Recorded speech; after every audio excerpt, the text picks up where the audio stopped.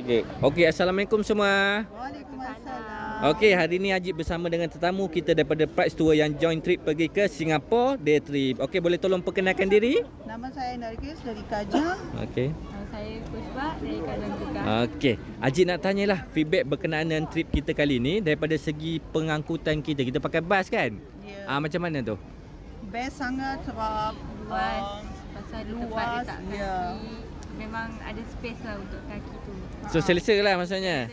Sejuk. sejuk, malam sejuk sangat. So bawa sekali apa? Ha? Selimut. Pasal ada tempat charger, tak rosak. Okey. Boleh guna. Tak rosak. Itu penting Okey, daripada segi tempat-tempat lawatan kita, which one yang mana rasa the best? Saya rasa semua yang best. Semua Saya tempat rasa suka ya, sesuai lah. sesuai. Aha. Sebab Okey. dulu tak pernah tengok, lepas tu nak datang dekat sini nak tengok. Okay, best lah. Okey. Soalan yang terakhir, daripada 5 bintang, berapa bintang nak bagi pada trip kali ni? Saya kalau nak bagi 5 sampai apa namanya?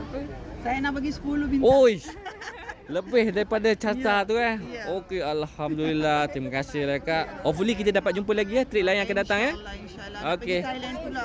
Okey. Alright, boleh. Bye bye. Assalamualaikum. Bye bye.